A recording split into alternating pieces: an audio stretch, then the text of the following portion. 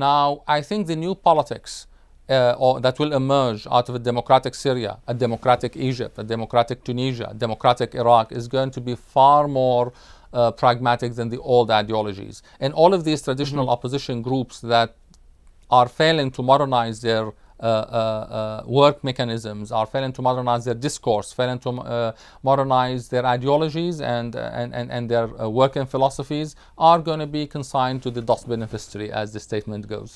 Ammar, in the very, very few minutes we have left, just quickly, do you think the protesters can prevail?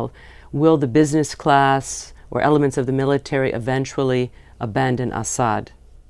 I think the issue of abandoning Assad is a matter of time, and I think the international community has a role to play here.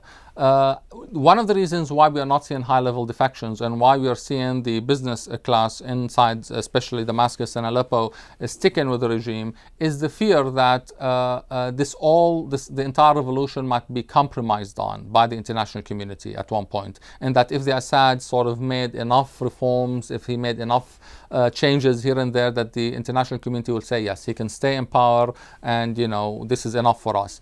And that kind of paranoid thinking is part and parcel of the Syrian political culture, because we've been a closed society for so many years, so many decades, in fact, under Assad rule. And we have seen this kind of really double dealing by the international community before. So the only way you can break an army general or a Ba'ath official or a Sunni sort of merchant businessman or whatever out of this sort of paranoid mentality is when the international community takes a clear-cut stand on Assad. When President Obama, President Sarkozy, Erdogan, other sort of leaders in the region and abroad will say Bashar al Assad should step down. That's it. Not lead reform or get out of the way, as President Obama put it, which is still an important development at the time. But now the street wants more. They want clarity. They want the international community to say clearly through its leaders that Bashar al-Assad is no longer legitimate and that he should step down. When that barrier is broken, when finally we hear that statement echoed by world leaders, you will see defections, because people inside the army, inside the Ba'ath party, inside the merchant elite in Syria will begin to say, okay, this is not a conspiracy. Now really, they really want him out. And as such, we now have to hedge our bets. Should we stay with the sinking ship, or should we shift our loyalties to the new leaders who will emerge and to the new movement that will produce the leaders of tomorrow, namely the revolution? And I think that moment is coming. Ramadan is going to be very important in this regard, because every day in Ramadan is going to be a major day for demonstration, a Friday basically.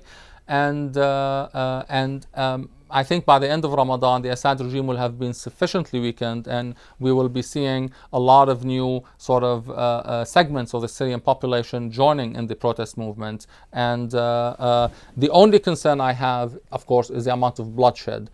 This is a regime that's very brutal, and it has played the sectarian card, and it has brainwashed some people. So there will be people fighting to the very end for the sake of the Assads. There will be blood, unfortunately, on their hands. The important thing as far as the protest movement is concerned, in order to minimize the bloodshed, is to keep the language non-sectarian, to keep its movement peaceful, to avoid the repeated attempts by the regime to push them into carrying weapons and arming themselves and sort of adopting sectarian language, to avoid this pitfall altogether and to keep the movement peaceful to the end.